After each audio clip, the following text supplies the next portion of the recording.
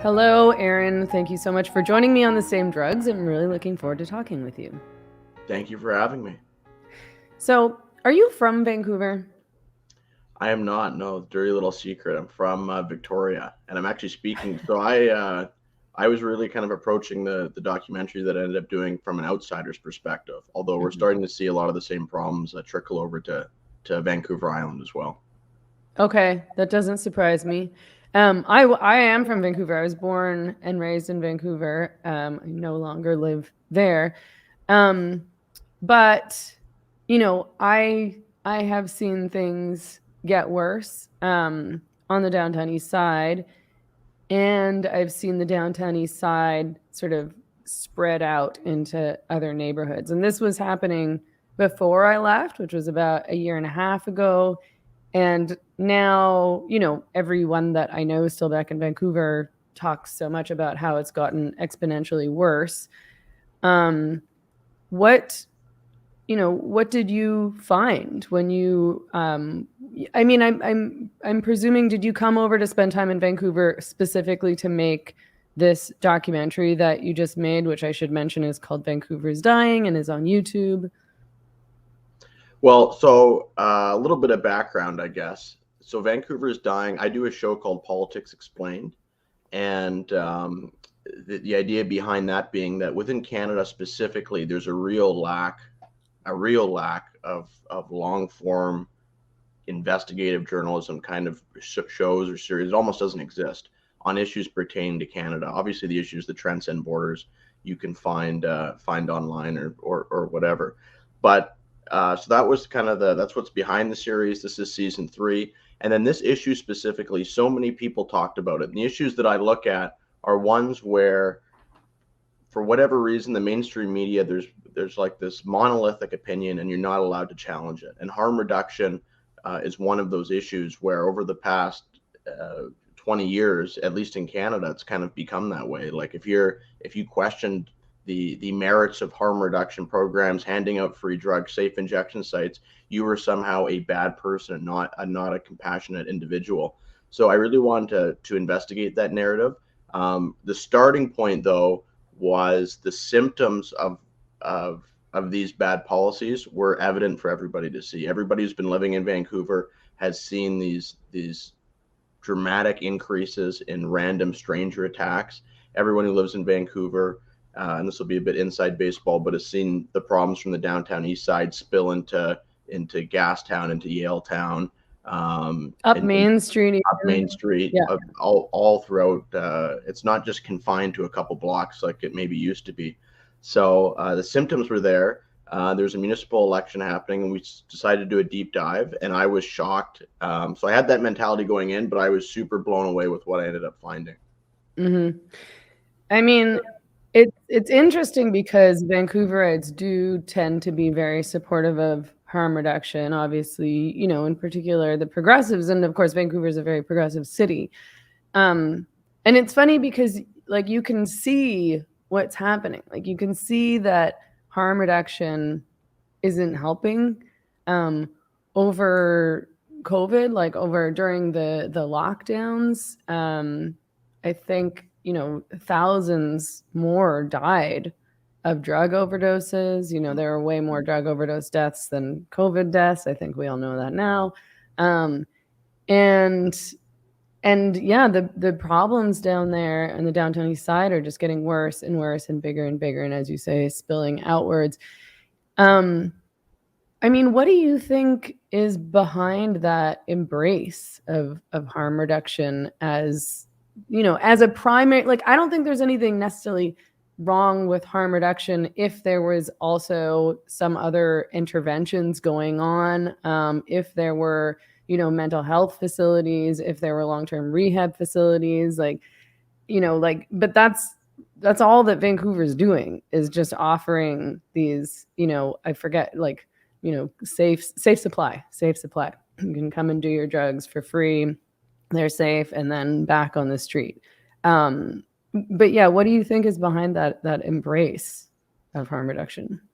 Well, So first of all, one of the interesting things is even though this documentary ended up being a much greater length than usually what we do, which is normally 20 to 30 minutes, we still had to cut a lot out. And part of it was the history and some of the insights that I gathered from that. It actually reminded me a lot of what happens in the environmental movement, which I've also covered extensively, which you have a real, genuine concern or problem that springs up that galvanizes people and environmental group forms. And then you get these well-funded groups that are organized, that have full-time employees campaigning to a certain end.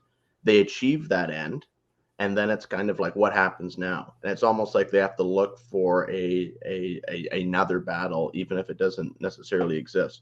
Now, what I found out in the harm reduction space is a lot of the, I call it the poverty industrial complex, but some of the people that are really behind harm reduction, including some of the academics who all kind of review each other's work, actually came from the AIDS epidemic.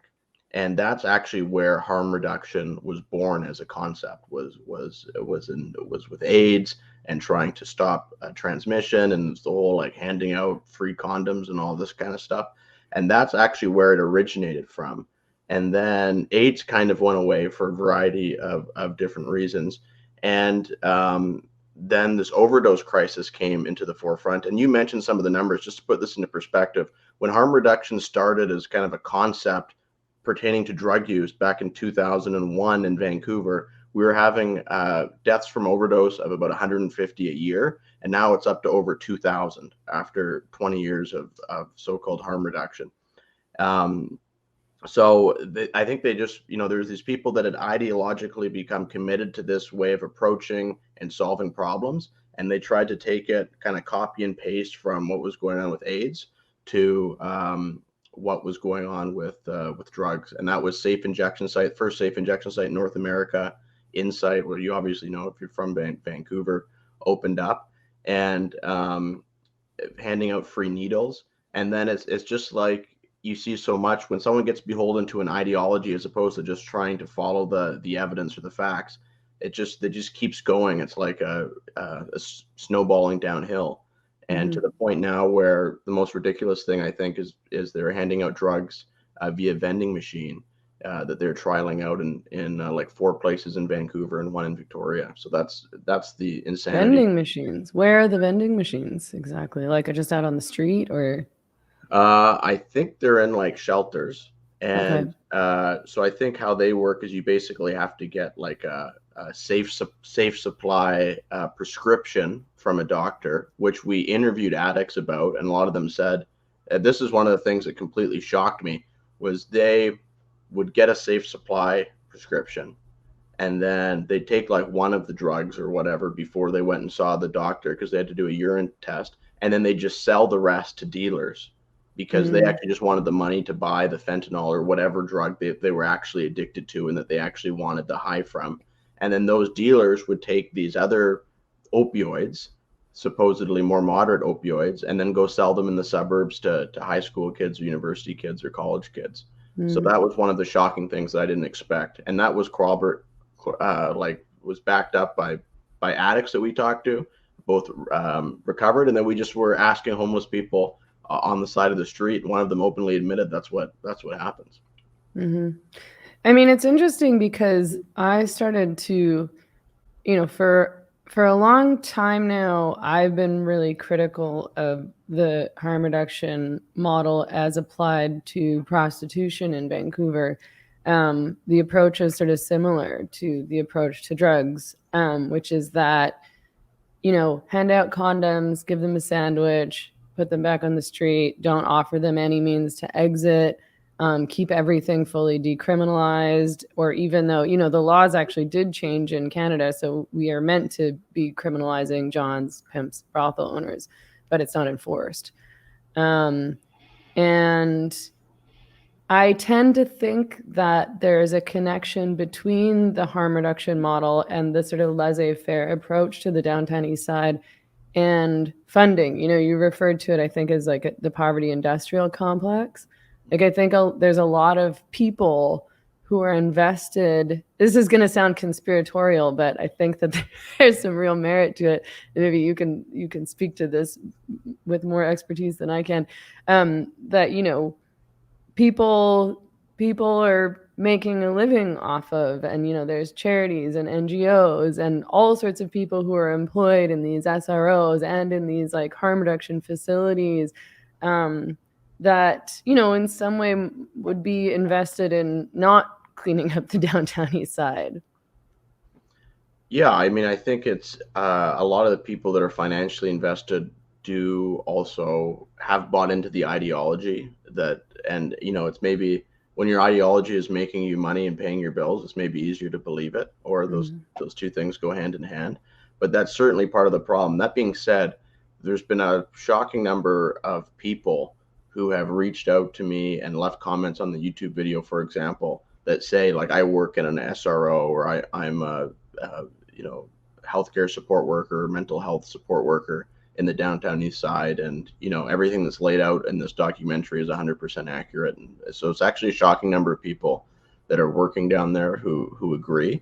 And the biggest thing I mean, it just shocked me from what my pre-expectations would have been going in, is the amount of messages I've received from recovered addicts and who've also left messages on the video, every single one say 100% like harm reduction isn't working. In the video, there's, I went and interviewed, it was like a recovery shelter for women, and it was 5 or 6 kind of recovered heroin and opioid addicts, and they all said harm reduction. If it had been available to them, because they had been recovered for a couple years, like they think they'd still be living on the streets.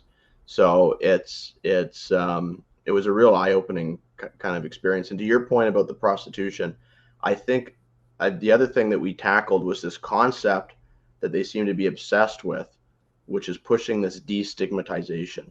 Yeah. And the idea, and it's so bizarre because at the same time they're pushing to destigmatize what is essentially, or what in reality is hard drug use, fentanyl, heroin, crystal meth.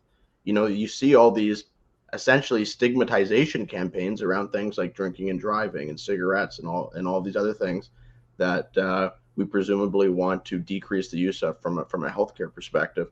And it's the approach is completely contradictory, and it's just so odd. Like there's a reason why society has obviously stigmatized these kinds of behaviors, because they're destructive to yourself, you're destructive to your friends and family around you, and they're destructive to society and the community in which you live. So it's we didn't just stigmatize these things out of some kind of malice that is suggested, and so that was an interesting aspect to explore as well. Mm-hmm.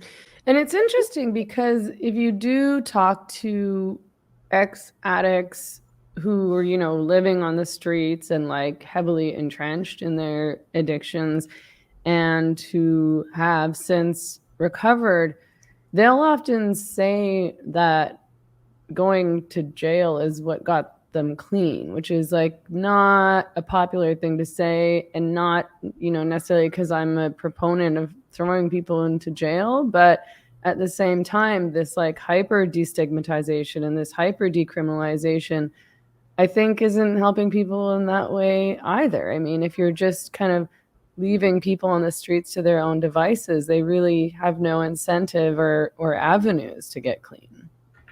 Yeah, I think that if you, I mean, a good point there is if we had this panel after we did a premiere of the documentary, and we held a panel afterwards, and sorry, one of the things that kept coming up, and they would because people from the audience would ask questions and would suggest like, what's the root cause of this? Is it trauma? Is it whatever that's leading to all these people being down on the downtown east side? And over again, it was the same. They basically said, on the downtown east side, it's everyone from every walk of life imaginable that could get addicted to these drugs, and it triggers addiction in certain people, not others, and that's kind of the mental health component of it. But the number one thing that they wanted to push, which I think is a really interesting kind of ideological battle right now, is the idea that everyone can get clean, and that everyone does have that individual agency. But for a lot of people, the biggest thing standing in that way is denial. It's not anything in particular. It's denial that there's a problem. And if you enable drug use and you make it easier and you just hand out free drugs and you give them a place to live and a door that they can lock, it's harder and harder for them to basically, they'll look at the situation and be like, well, I don't have a problem. Like I'm doing just fine. And they don't reach that stage, like you point, whether it's going to jail or an intervention from a family member or whatever, where they kind of, that light bulb goes off and they actually seek the help and treatment. And to your earlier point, yeah, when they do decide to make that decision, you need to make that treatment and recovery option available to them. Yeah, and immediately, not like you've got like a 3-month long waiting list to get into a facility. I mean, one of the things that I found interesting in your documentary was that there isn't actually a homelessness problem in Vancouver, in that there's like a lack of home options for a lot of these people who are living on the streets on the downtown east side or in these tent cities. What did you learn about that situation?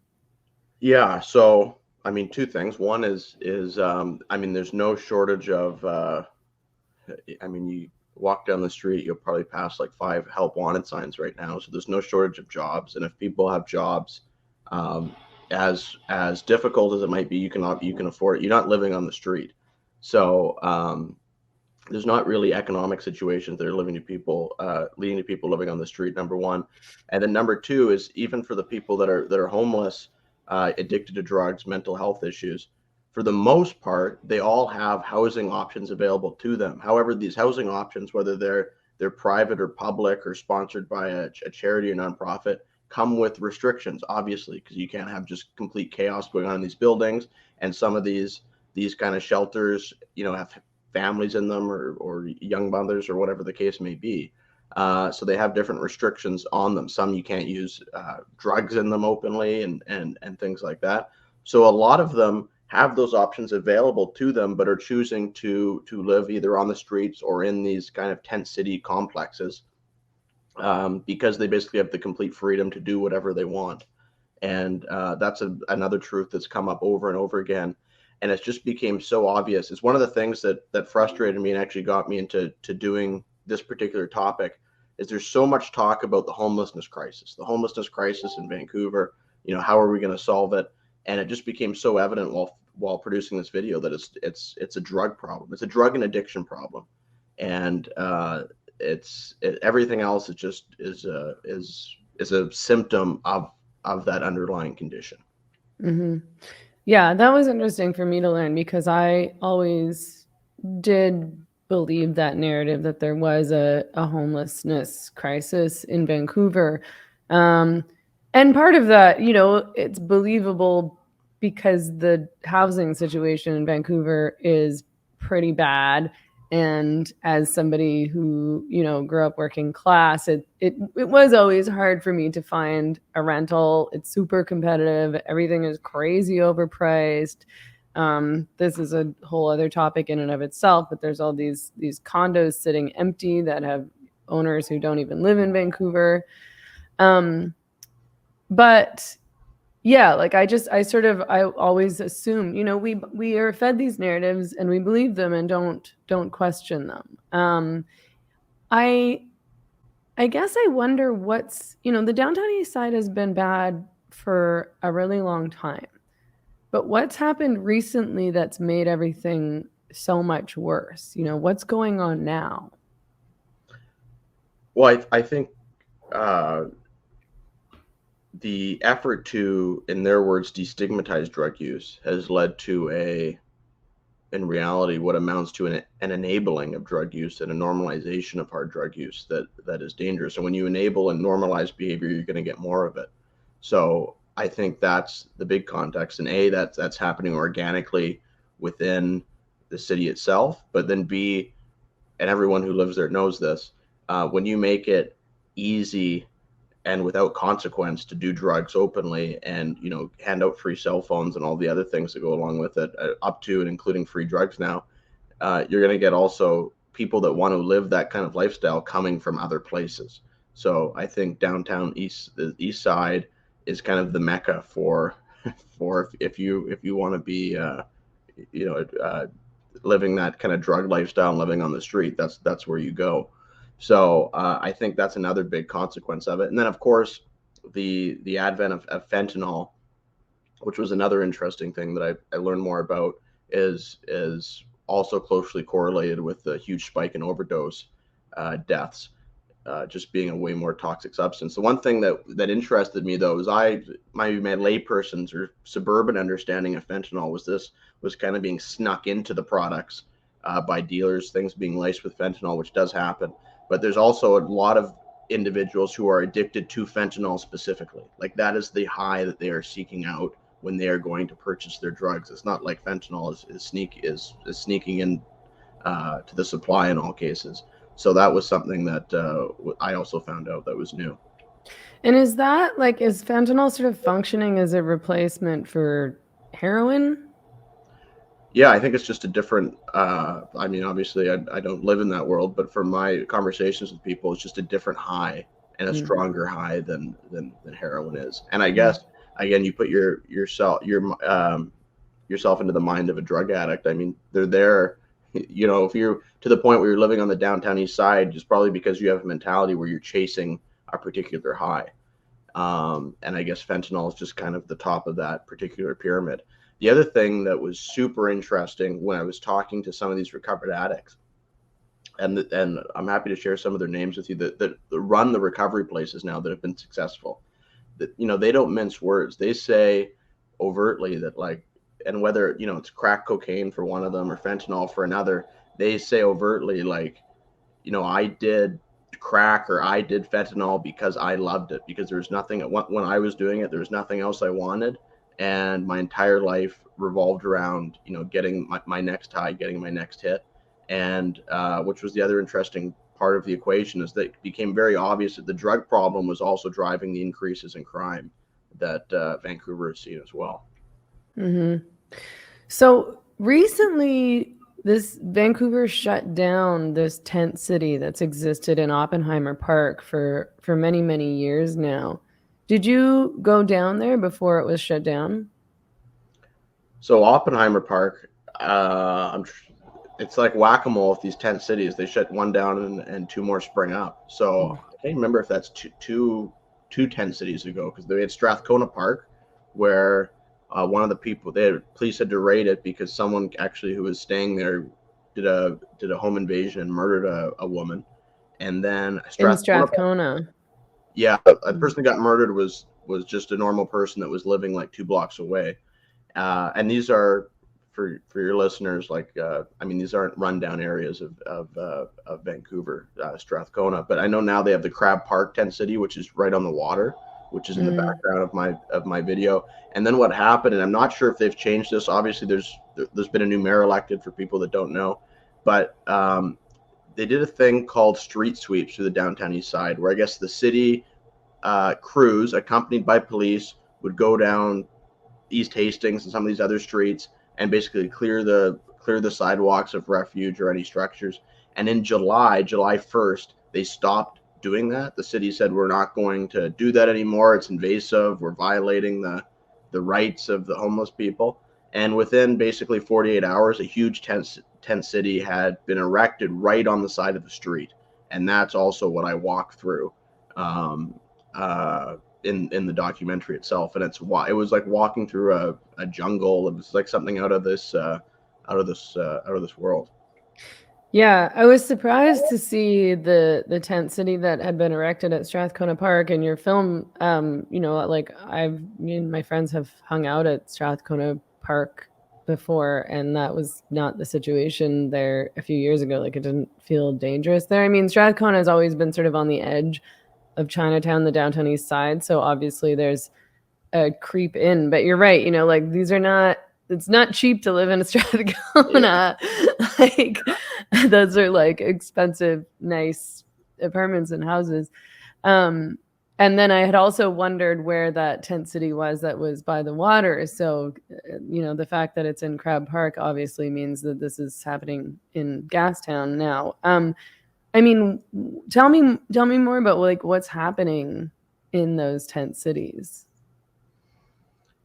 Well, I mean, you have a lot of, I mean, it's just like, so a lot of people that are living there are people that have been offered shelter, but that shelter comes with restrictions and regulations. You can't have visitors past a certain time. You can't maybe open drug use, whatever the case, you can't have prostitutes, whatever the case may be.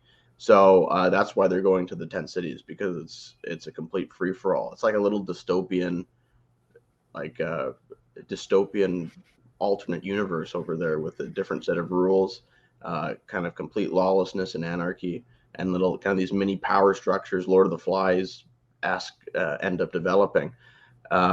So it's, I mean, that's kind of the short of it. And of course, there's some people that are there who aren't violent criminals, but of course, there's violent criminals, and they're going to take advantage. If you give them a void of lawlessness, they're going to go there and take advantage of it. And I think that's what you see. There's been lots of stories. Actually, about a week ago, or on Thursday, RCMP officer in Burnaby, which is the city right next to Vancouver, part of Greater Vancouver, was murdered responding to like a disturbance call inside one of these tents.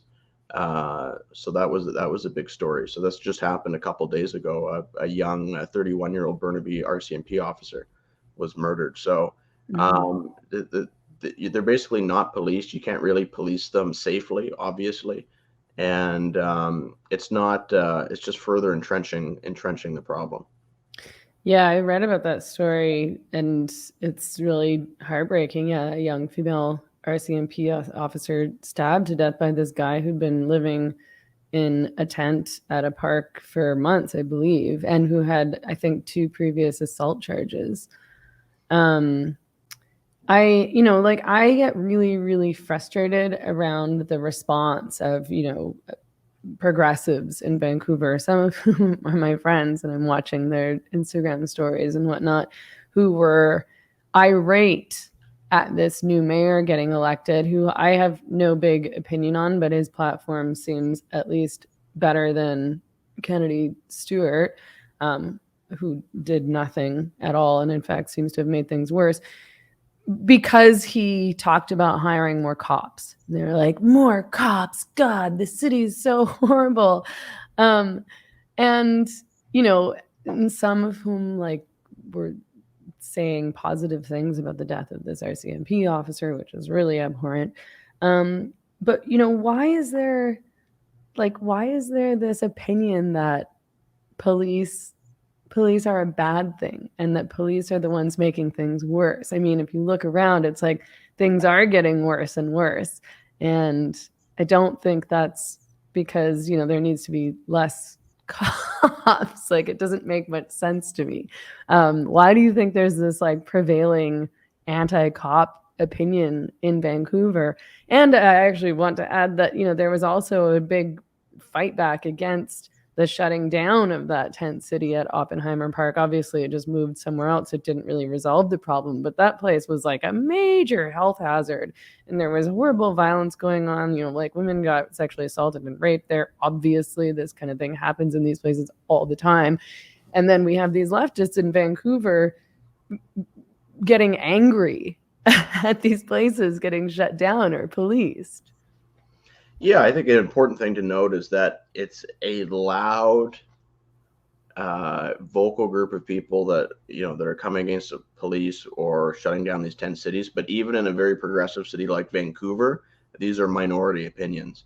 Kind of case in point, this last municipal election, where this progressive mayor who was incumbent, who was just running for his second term, which I think historically the last time someone lost running for re-election as mayor in Vancouver was like 30 or 40 years ago, I think, got thumped in the election, like lost by like 22, like 21 or 22% lost by. So, and some of the minority candidates were also kind of what you might call right leaning. So the progressives captured a third of the vote in probably the most progressive city in Canada, or certainly one of the most. So I think it shows kind of the hate the police mentality is not shared by the majority of residents. Now, that being said, what's behind it? I think some people in that kind of ideology, for whatever reason, always has it out for for people or institutions that are in positions of authority. I think that has a lot to do with it.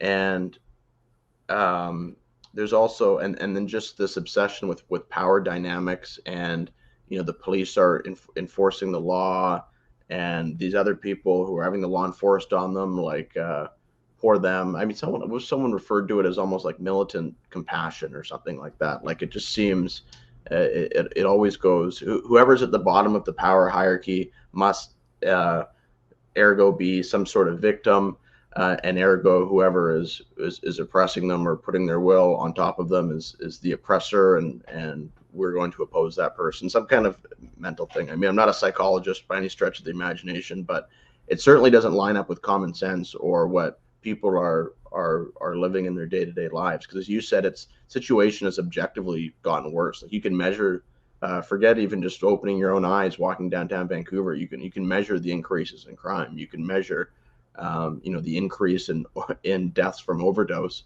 So all I can say is there's a subset of people that are kind of beholden to a certain mentality or ideology, and they just have a very difficult time getting beyond that. And what have been the increases in crime? What are the stats there? So every day in Vancouver, there's 4 random stranger attacks, which is so not just Every normal. day? Every day, yeah. So Goodness. people getting attacked, and that's again radiated from outside the downtown Eastside to other areas of the city. Almost every day you see some crazy. I mean, someone got lit on fire a couple weeks ago. I mean, just really strange, grotesque, violent things happening at shockingly increasing levels. I believe for the past 3 or 4 years, assaults are up around 30%. The exact statistics are in the documentary. And then the deaths from overdose, like I said, are up from about 150 a year 20 years ago to over 2,000 a year. So it's a pretty bad problem all around. And actually, if we want to dive a little bit into the ideology on this, I think a really revealing thing that I kind of discovered was, so the chief medical officer of British Columbia, Bonnie Henry, who's kind of really part of this harm reduction cohort or clique or whatever you want to call them. And by the way, we can chat a little bit about more. The chief medical officer that preceded her, of which she was his protege, has left government and has basically gone off and he was a big proponent of harm reduction as well, and has gone off and started a legal heroin company, basically, that produces heroin and sells it to the government. So this was part of his career trajectory.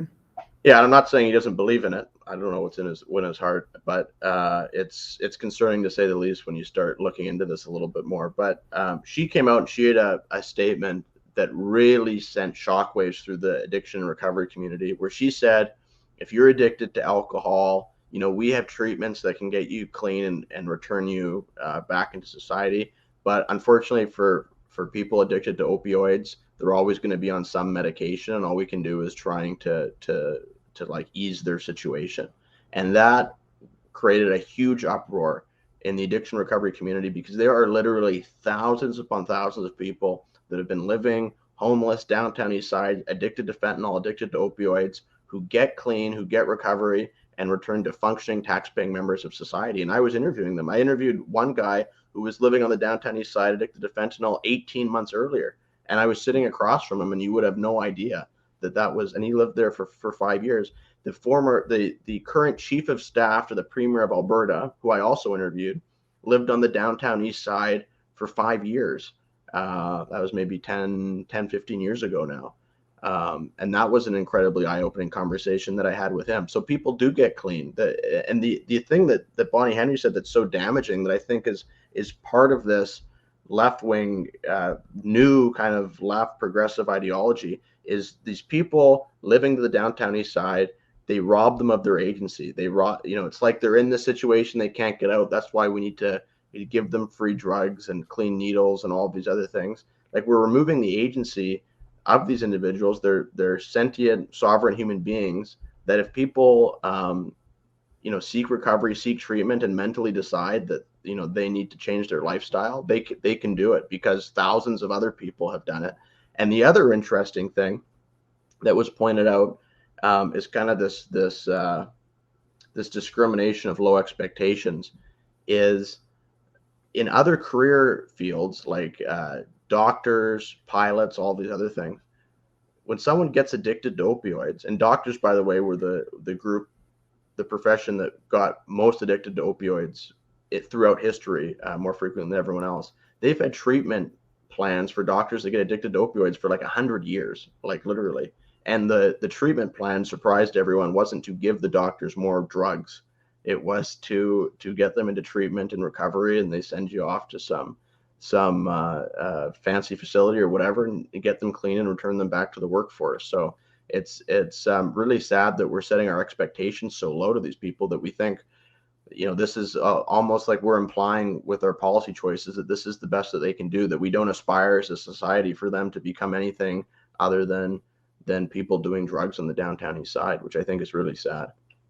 Yeah, and cynically, I might argue that I think that the harm reduction model is probably the cheapest way for them to deal with the problem of addiction on the downtown east side, which is in effect not dealing with the problem of addiction on the downtown east side. But I think that's like the most low cost and most low effort approach for the city to take. Yeah, and I mean, I suppose it makes sense compared to doing nothing.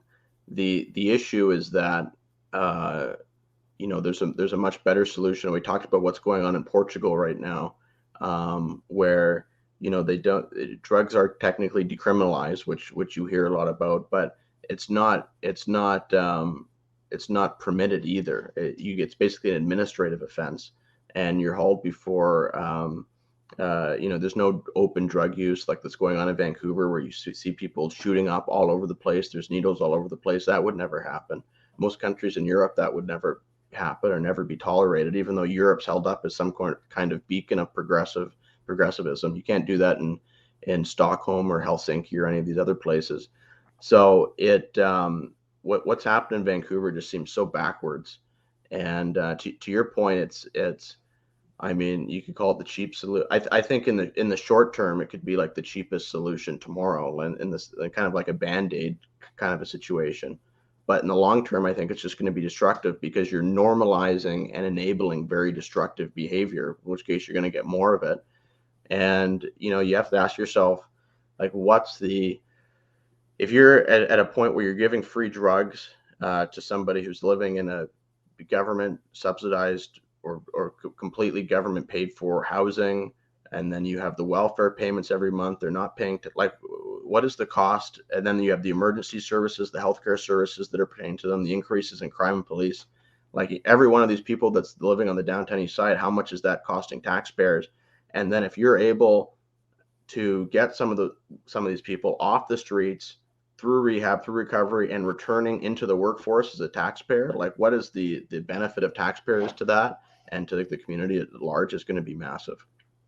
Yeah, I was going to say, I mean, it would actually, I think it would be a huge drain on the healthcare system. Like, all of these people, first of all, these tent cities are, like a festering wound, and, it's an extremely dangerous and unhealthy place to be living. But, I think these people are just in and out of emergency constantly. And for all the hysteria from the government around the drain of like COVID on the healthcare system, they seem not to care at all about the impact on the healthcare system and on all these emergency workers who are having to deal with these overdoses and the violence connected to it, the rapes, the disease, all these other infections and everything that comes along with this whole situation.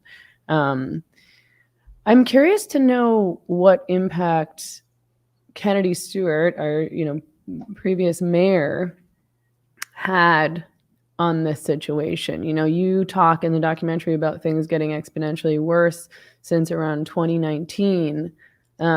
What did he have anything to do with that? Yeah, so harm reduction is based. So there's a couple things that happened. Also in 2017, we had a new provincial government elected. So up until 2017, I would say the situation was bad and getting worse. You can see the deaths from overdose. I think crime was getting worse. There was still this kind of ideological approach, even though it was a different party, to harm reduction. But that basically accelerated in 2017. You started seeing these programs about handing out free drugs, culminating in like the official decriminalization, which these drug laws have not been enforced in Vancouver for decades. Basically, what the decriminalization piece is to enable basically the government to hand out drugs for free more, I think, easily, essentially, without some of the legal issues. So that going on, and then the big thing with Kennedy Stewart though was the relationship between him and the Vancouver police deteriorated significantly. Part of that was the whole, when Black Lives Matter happened, he called the Vancouver police, which is 50% non-white, systemically racist organization, his own police force. That caused a huge rupture.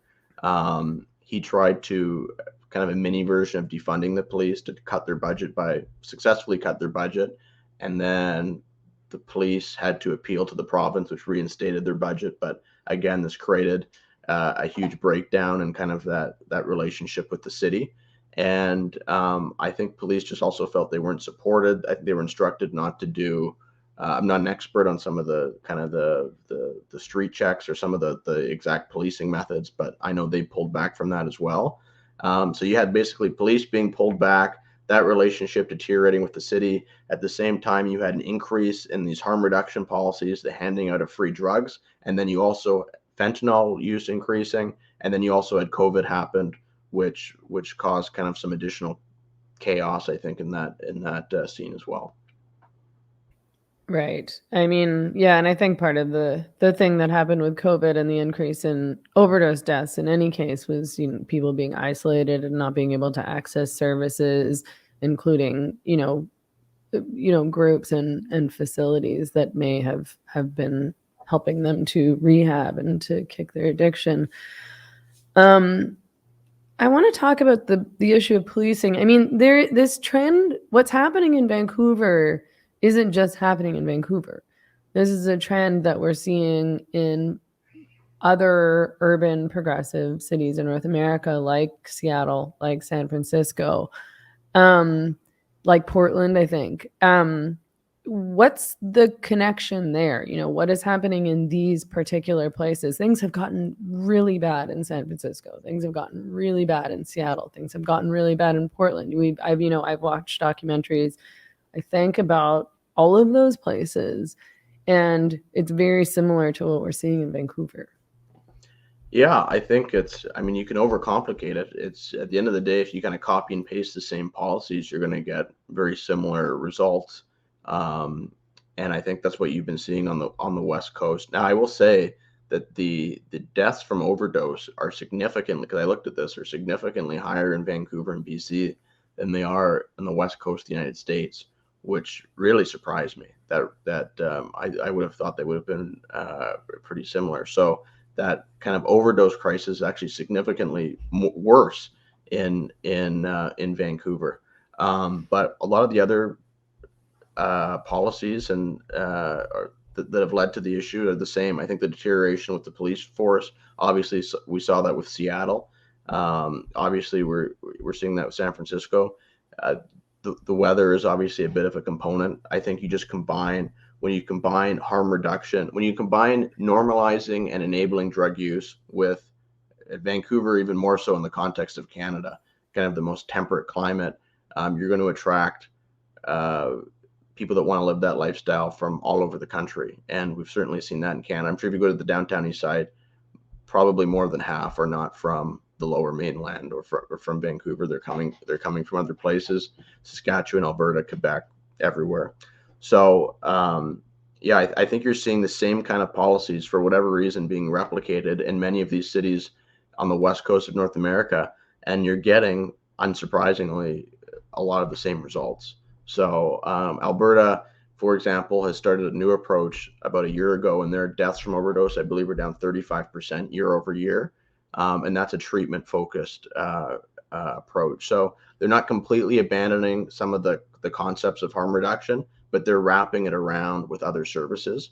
And I should also point out that back in 2001, when BC revealed this new strategy that we're on year 21 of or whatever. It's called the 4 pillars, and it might have been something that you've heard of before. And one of those pillars was harm reduction. The other 3 were actually prevention, enforcement, and and I'm forgetting the fourth one, treatment and recovery. And for whatever reason, the government has just gone basically all in on harm reduction and completely forgot about the other 3. And I think that is the genesis of a lot of the issues that we're seeing today. If you were in charge, what would you do in terms of dealing with the downtown east side? What policies would you enforce? What would be your ideal solution? The first kind of answer to that is that depend in charge of what, because this is something that the municipal and the provincial government specifically have to work together on. But I think if you look, I always try to look, instead of reinventing the wheel, look what's happening in other countries and where it's worked. What happened in Portugal and Helsinki and some other places have been absolutely remarkable. And what I was told over and over again, the first thing you do is you have to stop allowing open drug use. That's the first thing you have to set certain boundaries where you say, as a society, this is something that we are not going to accept. And that's the first thing that you do. The second thing, it's instead of kind of taking a harm reduction approach, you take a treatment and recovery approach. So you dramatically invest in recovery and treatment options, as the same as you would do, by the way, for anyone who works for the government that gets addicted to opioids, for example, gets to go to some nice treatment facility and go through, kind of get the 5-star treatment. But we don't offer that to all of our citizens who might succumb to this. So I think you need to invest in that. But just as importantly, and I was told this over and over again, it's sometimes not even that like the treatment beds don't exist. It's that there's no number to call. People don't know where to go. We make it very easy to get drugs. It's easier to get drugs. This is how it was put to me by one of the recovered addicts. It is dramatically and significantly easier to get drugs than it is to get treatment. And that's wrong. And that should be reversed. It'd be very hard to get drugs, and it should be very easy to get treatment. So I think, and then the other thing is just to, another thing that everyone's forgot about is to also invest in prevention, because I mean, if you can stop people from getting hooked onto opioids and fentanyl and these very serious drugs to begin with, you're going to save taxpayers a lot of money. You're going to save individuals and families a lot of heartache, and you're going to save a lot of trouble for society at large. So I think those are the things that we gotta focus on. So. And then, of course, obviously supporting our policemen and women in uniform. But I think setting some boundaries and supporting our police to enforce those boundaries, getting a recovery and treatment focused approach instead of handing out free drugs, and kind of just and setting some basic guardrails as society, and trying to prevent people from going down that path in the first place. Well, thank you so much for your time. Thanks for talking with me. Can you let us know how people can follow and find and support your work? Yeah, so the easiest thing is basically I'm all over social media. So all my long form videos on Politics Explained are on YouTube. So you can just YouTube Aaron Gunn, and I'm sure I'll come up. I'm also on Facebook, Twitter, Instagram, all that good stuff. And you can also check out aarongunn.ca if you want to support the work that I do.